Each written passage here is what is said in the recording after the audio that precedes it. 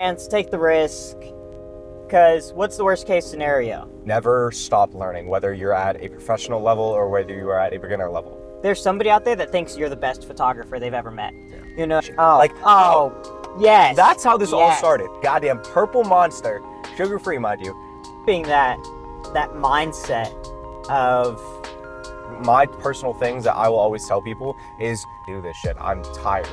And at the end of the day... But man, is it a pleasure to. Exactly. 369 here? Holy shit, we should have gotten gas here. The thing that drives me the craziest is when I hear other creatives... Going to be around a community that you're selling. And that's the important thing. Yeah, and I think that's also 90% of owning a video agency or becoming a videographer or whatever you want to say. It's just being somebody that is enjoyable to be around and that is able to get the work done, and not being, somebody that's hard to work with. I think that there's so many talented videographers, so many talented photographers out there that are even more talented than myself that I know make no money, that are struggling to make any money, and it's because they're just kind of hard to be around. You know what I mean? They're hard to. It's hard for me to get on set with you for 8 hours, or be at an event with you for several days, and you're just not fun to be around, and you're kind of hard to work with and stuff. And I don't care how good the work is. Then I don't want to hire you back, and neither does the client. So I think that's 90% of it, is just being a good person, is just having the ability to be a people person and make the client feel good. Which, yeah, I think no, for sure. I think there's so many videographers, or just, let's just say media. I say media people in media that don't know how to have a conversation anymore. Like, a great example of this is I beat out someone for a club residency that I was somewhat still cordial with, and not that I was necessarily any better. I was a little bit better on video on some certain things, but I beat him out because I could have a conversation with people. I could be able to sit here and be like, hey, I'm willing to take criticism. I'm willing to go take that step of extra forward of like, hey, did we like this batch of photos? What could we do differently? What could we do better next time to make sure that I'm doing things a little bit better on my end? And that willingness to seek out the feedback, that willingness to seek out the extra mile, and even it's not even considered an extra mile in my book, but it's considered an extra mile in so many other people's book, just due to the fact that there's not a lot of people that are willing to do that anymore. There's not a lot of people that are willing to go and try and put themselves out there and make themselves be like, hey, I'm okay with looking like an idiot right now, or I'm okay with not doing a good job. What can we do better? Or admitting that this can be better. Yeah, and I think that's the only way that you are going to grow and improve, is especially if you talk about becoming just a better photographer, just in the base of it. Yeah. Is taking better photos or taking better videos and producing better stuff, is just by doing it, and by listening to what people have to say about it. Understand, look, like you were saying, look at the statistics. Why are people only watching the first 3 seconds of your video and moving on? What can you do differently next time? And what can we experiment with to figure that out? And I wish people would more. Go and shoot free shit. Go shoot free stuff. Go do stuff that you've never done before. Go explore different areas of photography, because it will make you a better photographer. And so, bro, I think the most I have ever learned was probably in a 2-month stint of really rapid growth of photos, and not necessarily video, but working at a club, getting paid damn near to dick. And it was just I was always asking the 2 residents that were there that were making way more money than me, and I would probably make $50 to $100 a night. Granted, for a college kid, that was awesome. But the number one thing and sometimes I wouldn't even get paid, and I would get scammed by the promoters. Yeah. But I accredit so much of my ability to think more on my feet, to not even have to think about anything of within a club or a nightlife setting. It's just become so natural to me due to those 8 straight weeks of I was there twice a week. That was 16 shoots. There's not a lot of photographers doing 16 shoots in the same exact area in the same exact spot within the span of 2 months. So being able to learn and put yourself in an environment that is somewhat stressful or somewhat new, and having to think on the fly, is the best best experience. I mean, talking about free shoots, dude, I think, what was it with gym stuff, bro? Before I even started, I think I did 6 months of gym stuff for free. I know when I bought my first mirrorless camera. Yeah. And first I bought a film camera, and I would take it into the gym, and I would do photos. And then I bought a mirrorless camera, and I was, and I wish I did that more now, but whatever. Film's expensive.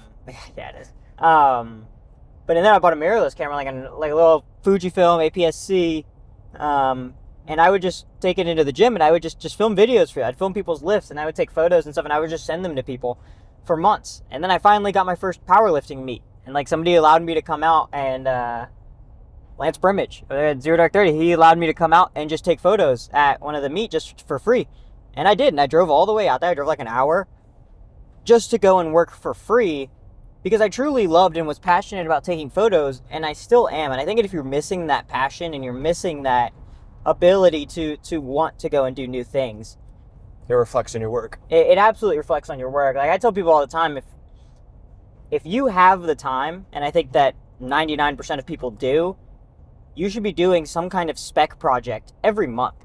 You should be doing something for free every month that's going to challenge you a little bit. That's going to allow you to experiment with stuff a little bit.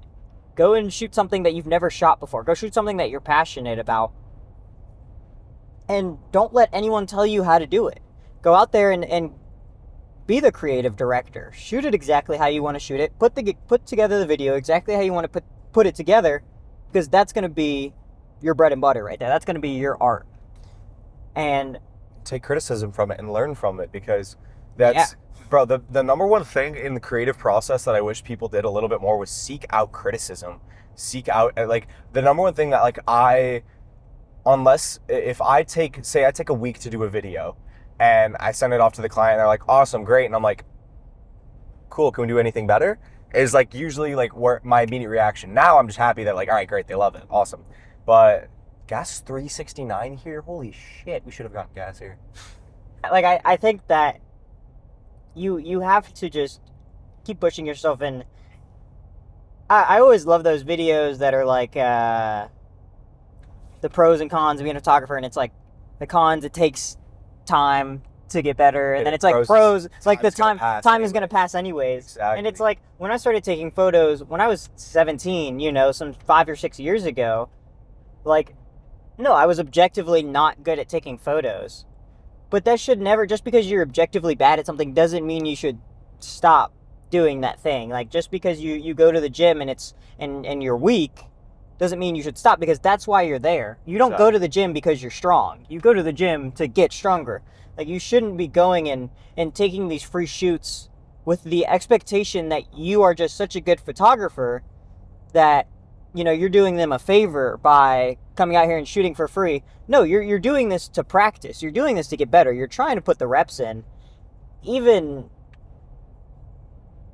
like major league players, major league baseball players, like, these guys go and practice. These guys go and they seek out criticism of their game, and they figure out where are the holes and the gaps in their game that they can be better about, and that's what they focus on. And I don't think it's much different as a amateur photographer or amateur media person of trying to figure out what it is that you can be better at, how you could just grow your business, and whether that's not even in the media stuff, if that's just being a better person, being able to hold a conversation better, making eye contact with people. Like, dude, I attribute so much of my social skills to photography. Like, I'm not going to sit here and be like, oh, I was some autistic fuck and couldn't, like, go and speak to people. But, like, freshman year and sophomore year, dude, I was very much the quiet kid and only talk when he was drinking. And it was just, like, it gave me a lot of social skills to be able to sit here and learn how to deal with conflict, learn how to deal with conflict resolution, learn how to sit here and speak professionally and learn when to speak unprofessionally. And it's, granted, I don't do the first part much, but unprofessional professionals. So yeah, like, especially with something as simple as just being able to, like, hold a conversation or just not be awkward in that way. I know, like, when I started doing more and more street photography, that was killer for me to learn how to do that, because when I started, it was like I wanted to be off in the crowd and kind of like shoot at people from far away, and whatever. I didn't want to be noticed. But now, like, I walk around and I see something that's interesting, I'll stand right in front of you and I'll take your photo. And if you look at me funny, or even some people might get upset, like, oh man, I thought you looked interesting, like I thought you looked cool right here in this background, and I thought it was worthy of taking a photo. And if you're charismatic and you're just good at talking to people and smiling and shaking a hand, it blows a lot. 99% of people aren't evil, man. Most people they're okay with it.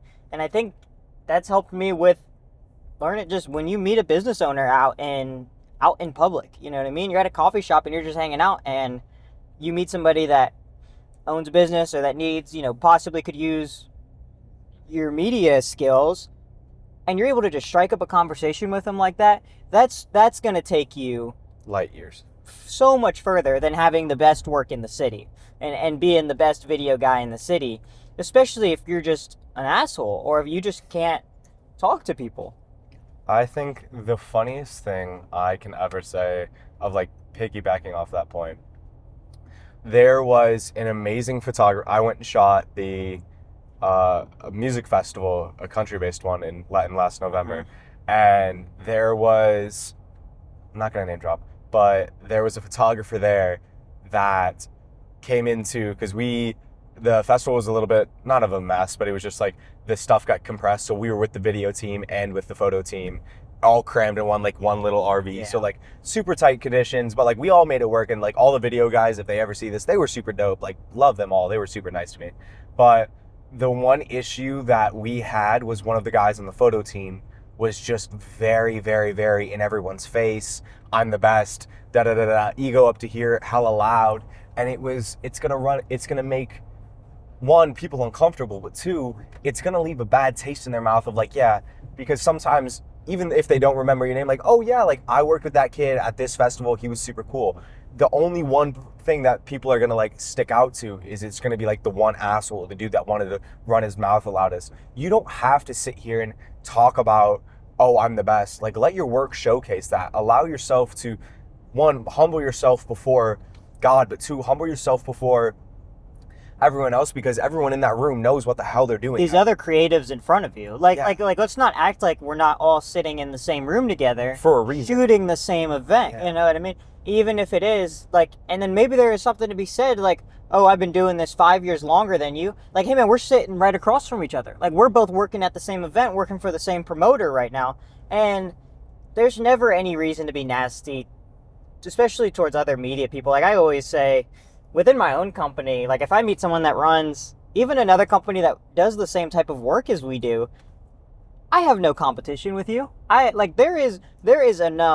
There's enough gym people, there's enough gyms, there's enough businesses, there's enough music events that everybody can eat, and I want you to eat. Like I want nothing more than for you to be able to make a living doing art and doing something that hopefully you're as passionate as I am about. I could not agree more. I think that it is such an interesting perspective that when you realize that there are so many, like, especially, it's always the local shit. It's always the local and regional shit that gets smaller. The smaller the event is, the worse it gets. And like great example is like the festival. They had creatives coming in from literally like all over. They had creatives flying in for this. And everyone there was the coolest person ever. Like, I was sitting there and I was just talking with all of them, and it was just such a great experience. I was like, dude, like, would you mind giving me some feedback, like, on all of this? Like, what do you do for your business? And they were just giving out free game and just being like, dude, like, this is what I would do. Like, Absolutely. You're doing a great job. And they're all so encouraging. I promise you, if you present yourself in a way of like, dude, I'm trying to learn, man, and regardless of age, because everyone loves to make it about age. Everyone loves to make it about like, oh, I've been doing this 5-10 years. And sometimes, don't get me wrong, you have to have that experience. But I've seen people skyrocket that are like 18 that are doing absolute insane numbers and insane videos. Yeah, for sure. And I think that's something with the newer generation. I know even maybe, 5 years ago, given, I'm 17, 18, just started taking photos. Yeah, unk here. you go and you talk to you know, like you're on the sidelines of like a high school football game, and I could vividly remember like going up to a photographer. Maybe he's like in these 35, 40s or something, and it's like he's being weird about like help me out. I'm asking about, oh man, like how do you get media passes and stuff, and he's like, oh man, you know, like I've just been doing it a long time, and I just, you know, or like whatever. I'm like trying to get, you know, a connection here, and granted, like it's not this guy's job to Help you out. to help me out, but man, like, are you not passionate about photos? Like, do you not love art? Do you not think that all of us should be able to practice this, especially with someone so young? And I'm glad now. I feel like our generation is starting to move in a better direction of that, of kind of undoing this like gatekeeping that there was in the media industry, where I meet a lot of people now that are, especially successful people, that are like, call me if you need anything, man. Let me know. Like, let me know if I can help you out. And a lot of times those relationships do lead places. I mean, a great example of this is the only reason why we're here right now is because of Phil. Yeah. Let's give a moment to Phil and just like give him his flowers. Like, dude, there was so many shows last year for bodybuilding media that I would go to, and the just immediate sigh of relief that I saw PCS photography was there, because one, I knew I wasn't going to be treated badly. Two, I immediately knew that I could just text him and give him a ring and be like, hey Phil, I'm planning on being at the show this weekend. Can I do anything to help you out? Can I make your life easier? Can I get you something from the gas station? Yes. That's how this all started. Bro, the only reason why we're friends is because I went and got Phil a goddamn purple Monster, sugar-free, mind you. He's watching his weight. But sugar-free from the gas station, and it's like, dude, the little things that you can be a good person. Yes, bro. It's just being a good friend, because at the end of the day, bro, media, in my opinion, sometimes gets shafted the hardest when you got to be there first to set up, and you're there long after, and then you got to edit. Yeah, edit the same night, whatever. Like, yeah, absolutely. And like we were talking about, man, if I have an event and I gotta hire some guys to do this, I don't care. I don't want to say I don't care how good the work is. If the client is happy with the work, I don't care how good the work is. Like if I feel like the work is accurately representing my brand, great. I will always pick the person that is a better person, that was more fun to be around, that I feel like, hey, after the shoot, let's go grab dinner together. Yeah, and you're gonna want to come, and I want you to be around me, and I will always pick you over the guy that sucks to be around, that acts like he's miserable at the shoot, that acts like he doesn't want to be there, that acts like he isn't blessed to be in a position that he's able to make money off of just taking photographs. Always, I'll pick the earlier person that is just fun to be around, that is just a good friend. Dude, I think it was the funniest thing to me. I recently did some rollers and a little bit of spec work with my buddy Jeff, and we were sitting there and we ran over time a little bit. He was starting to work like stress, and I was like, dude, I'm happy that I get to come out here, get paid for it. Two, to spend some time with you, dude, because we're both so busy, and it's so like, dude, I get to sit in the back of the truck going 80 on the Gandy. Like I'm loving life right now, and then we're gonna get dinner after, bro. This is awesome. I'm clicking my heels right now. Yeah. And I think some of my favorite memories are literally of like, bro, Atlantic Coast. Yeah. I absolutely, like, I was sick, I was awful, but you know what? That was such a fun weekend because me and you were into that shit together. Yeah. And it was like, there's so many cool memories and cool experiences that you would never get to necessarily encounter in life if you didn't put yourself in this position, in these shoes, in a position to go and maybe mess up, maybe do something cool, maybe even blow someone's mind. But like, and it's always, for me, it feels like man, we work long days. We work long days, and we deal with rough clients, and shit happens. You know what I mean? But when I'm able to just call you or call somebody that I know is going to have my back, that I know is a good person, that's going to help me out through this, and is just cool to be around for the day, is almost, it's hard to replace that. it is very. It's hard to replace that, and it's hard to build that skill in people. I feel like it's, if you're not just genuinely a good person, it's hard to prove that you are. You know what I mean? It's hard to fake that. Yeah, there's a lot of, that's I don't even know what to say about that. Yeah, you're just fucking hit the nail on the head right there, bud. Yeah, and I think that kind of leads me into the next part, which I think that's the most important thing of making money in photography, and even just becoming successful and being able to do such a great thing as work is just being a good person and being able to network yourself and stuff. And then it's being passionate about the medium that you're practicing, being passionate about, and then especially like with you, like shooting these bodybuilding shows and stuff.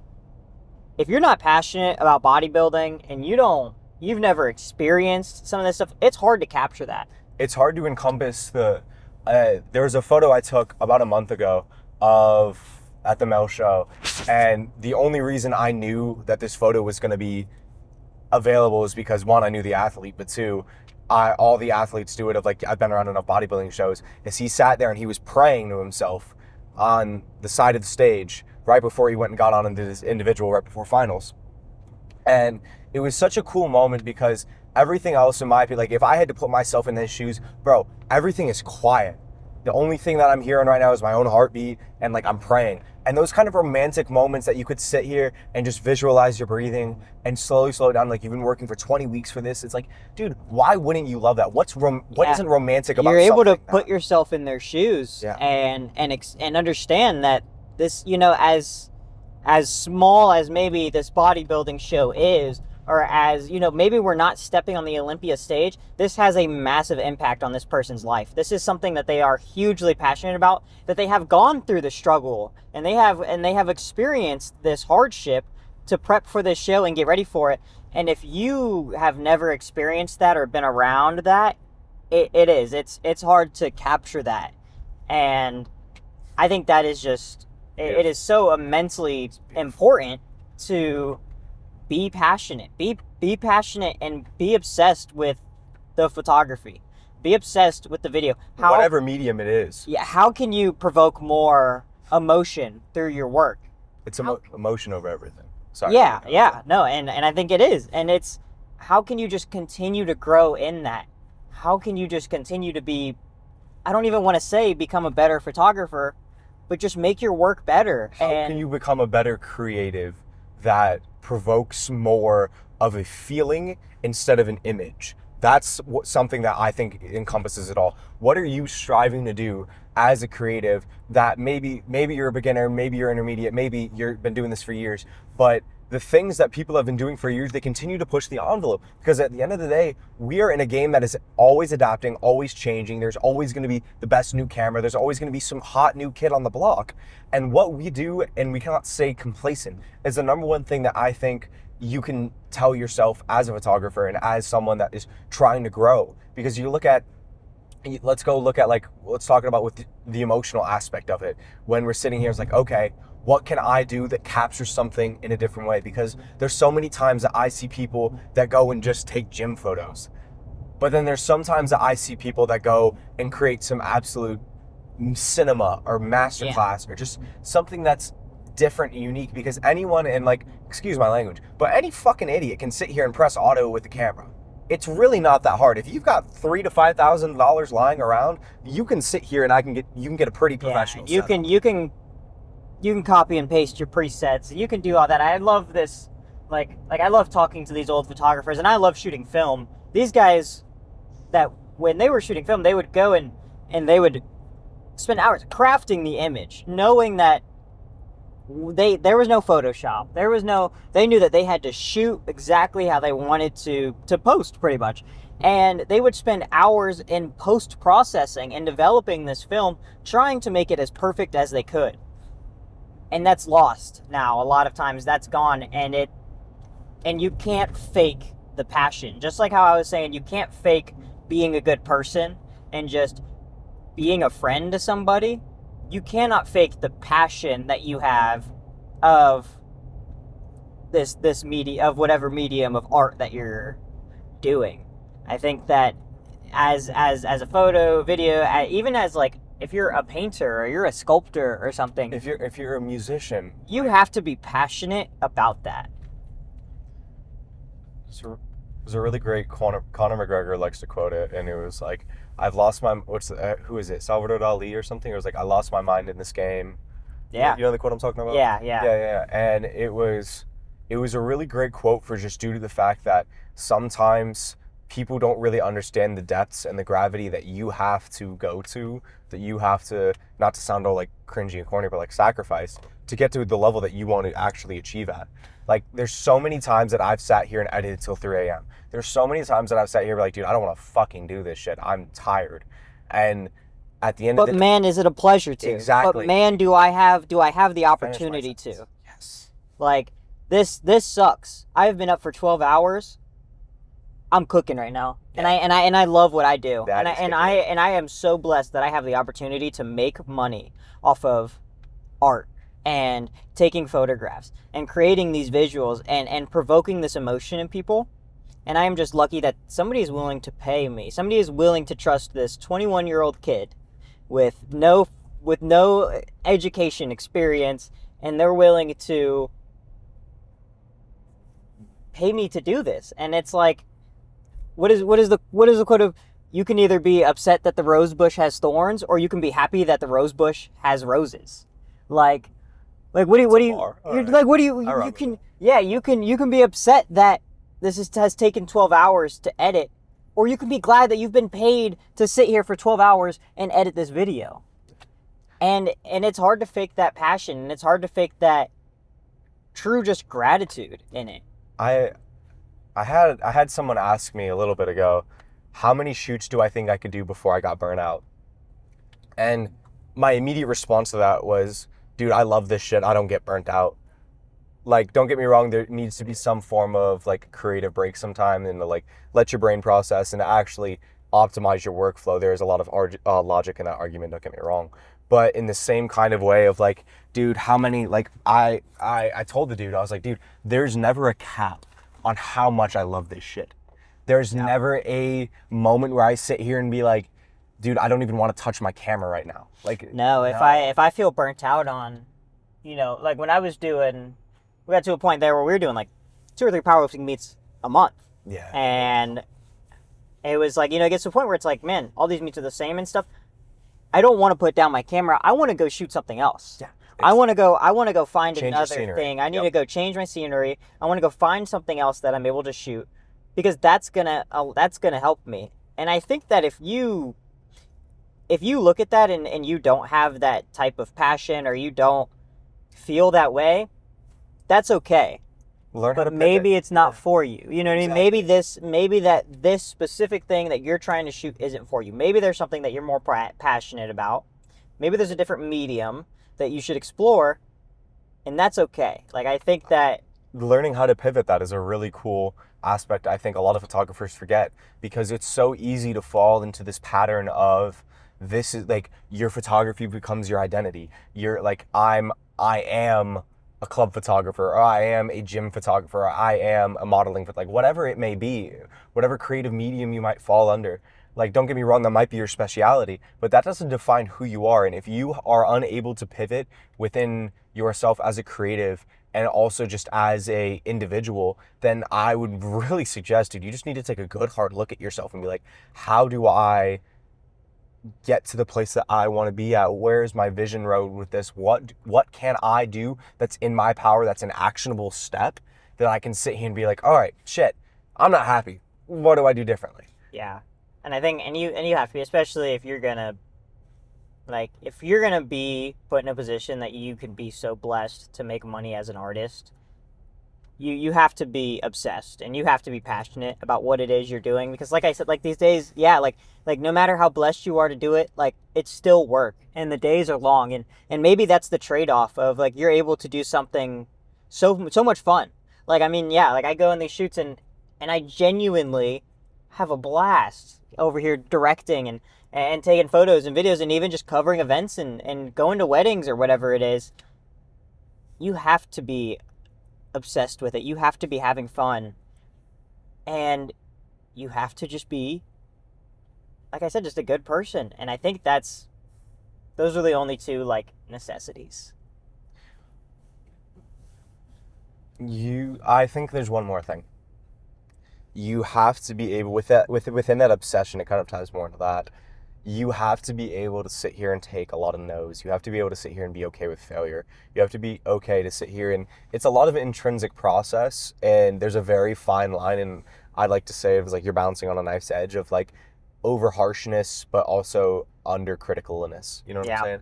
Like there's sometimes where I have to sit, like I do this a lot actually during my editing, is like I'll sit there and I'll edit an image and like I just won't like it, and I'll just sit there and I'll do 5 push-ups, or I'll sit up and walk around. I'll reset. Like I'll destroy all the edit and I'll go and restart it. Like, yeah, and it's being able to do that and just have like all right, am I self-sabotaging right now? Like there's a lot more of a mechanical process and a process that makes you intrinsic, because it's easy to fall into that. Like during that process, like, dude, I fucking suck. This is awful. Why the fuck am I doing this? And it's easy to fall into that kind of victim mentality of, why would I want to be doing something that I'm so bad at? Like, Lord, why me? Lord, why me? And there's so many people that fall into that. And what I tell them is, I'm like, dude, one, you're alive and you're breathing. Let's give ourselves a little bit of credit. Yeah. And you're paid to pick up a camera. Life could be a lot worse. Absolutely. What can we do to kind of change your overall, the way that you speak to yourself? And because that's so important. Like, dude, I've noticed the best work that I ever do is when I'm completely happy, carefree, I'm with people that I like my best having work. Fun. Exactly. The best work that I think I've ever done was Texas Nationals you edited the video and you killed, by the way. Texas Nationals, I think those photos, I think I delivered a gallery of 600 after finals, the night of finals. The favorite photos that I take are when I am able to travel and I'm able to go and see new places, and because it is just genuine fun. It is something that I'm just genuinely loving, being able to travel and being able to go and explore and see these new places, and that is just. And I take my best photos. I take my favorite photos because I just want to. Because I don't feel pressured not to, I guess. I would very much agree with you. Yeah, and I think that is learning to accept the no's and accept the hardships that come with it. I think that if you find yourself this passionate about anything, about any, whether it's a sport or it's a form of art or it's a hobby or whatever, that is your calling. I think that God gives us those steps and lays those steps out in front of us by giving us that passion. I think that God has made me passionate to show that this is the road that I'm supposed to walk on. And I think that God has paved the road. I think that this road has already been laid out for me, and it is just my job to continue following my passion, and to continue being passionate, and to continue following that. And yes, it will lead me down these winding paths, but I didn't pave the road. I didn't set this path for me. The Lord set this path for me, and all I have to do is follow. All you have to do is row. God will steer the ship. And it's so many people. I talk to you a lot about this, of with blind faith, and something that I've always struggled with. As I'm not going to sit here I'm not a Christian, but I'm not perfect. I don't think anyone that says oh, I'm a devout Christian, well, yeah, dude, that's awesome, but do you not have struggles within yourself of sure. questioning? I think everyone does. Yeah, and everyone does. Thank you. You're saying things that I can't articulate right now, but I think that was the number one thing that you literally told me this, and it was God will steer the ship. All you have to do is fucking row, and be able to sit here and put all of your energy and time and energy and devout time and your mental fortitude towards something, and tell yourself that it will not fail due to the fact that I am destined for greatness within this, and God will guide me in the path that I'm supposed to be on, whether it's this path or whether we might pivot in this path, whether we might the river might take a turn. And I think that's also just so important is keeping that mindset of I haven't laid out the hardships that I'm gonna go through, and I'm sure I'm not done going through them. We never will be. But there's a reason that you will. There's a reason that you will go through these hardships. There's a reason that you have to experience these things. And what are you going to learn from it? What are you going to take from this? You know what I mean? I think it's just so important to continue to love what you do. Yeah. You have to, and if you don't, find something new and love that. You know what I mean? I think the thing that drives me the craziest is when I hear other creatives complain. About? When I hear other creatives complain about the work or about what they have to do and the things that they got to be doing and whatever. It's like, dude, I would pray. This is a choice. Yeah. This is you have been so blessed to make money doing this, and you will sit here and complain about it. Like, what you used to pray for your plate to be full, and now you're complaining when about eating. You're eating. You know what I mean? Like, I very much agree with that. Don't get me wrong. There are times that I'll sit here and bitching for lack of better the days word. are long. Yeah, bro, it sucks sometimes, but I think the constant of it, like I always I'll have creative friends of mine, like buddy of mine, Caleb, will call me to go, dude, I'm losing my shirt, and I'm like, bro, let me hear it, and he'll vent for like 10 to 15 minutes and be like, all right, cool, I really fucking needed that, thank you, and I'm like, yeah, of course, bro, and then he'll get back on and like we'll call a week later, I'm like, hey man, how are you doing? And he goes, dude, I'm absolutely killing it right now, like I'm loving this, and I'm like, he's like, awesome, and it's like being able to bounce back from that is such a good blessing, but it does really grind it does piss me off when I talk to people that it doesn't seem like like, you know how you like, oh, I have bad days, or maybe it's a bad week. No, these people have bad years. Yeah. And don't pretend you don't have the coolest job in the world right now. You know what I mean? Like, don't pretend you're not doing exactly what you want to be doing. Like, yeah, the day is long, bro. You could be in the trenches shoveling for 12 hours straight. You know what I mean? Like, and maybe it's different because I've been there. Like, maybe it's different just because, like, we've worked those jobs that you hate. You know what I mean? And you're able to see, man, I don't want to do this for my whole life. And now I've been blessed with the opportunity to make money in something that started as a hobby. That I went to the film store and I bought this camera with my own personal money because I wanted to take photos. And I kept investing into it because I loved doing it. You cannot turn around and complain now when this is the lifestyle that you're living and this is the job that you have and people are paying you for your talents. You can't. You never can. And if you find yourself doing that, you have to check yourself. Like, even when I find myself at a shoot and I'm like, dude, I'm so tired. Like, I just, whatever. Or even like this, today we're talking about we have 2 jobs next weekend that overlap with each other. And it's like, man, I don't know how we're going to figure this out and stuff. 3. And it's like, yeah. And it's like, how are we going to be in 3 places all at the same time? And it's like, man, 3 people trust us. Like, 3 people want us to come out and work for them next weekend. And all we got to do is figure it out. How much better is that than 0 people? You know what I mean? How much better is that than nobody wanting us to come out and work for them and do this stuff for them and be able to go out and create for them? You reminded me to follow up with that client. But yeah, I don't know. Anything else? No, man. I think all we can say is seek advice. You're never too, like, my personal things that I will always tell people is you are a student of a game that you are always learning at. You never stop learning, whether you're at a professional level or whether you are at a beginner level. Always seek out information, criticism, like feedback is the best gift. I always try to bring that attitude, and whether that's personal feedback of the way that you acted at a shoot or that's creative feedback. And like sometimes both of them matter.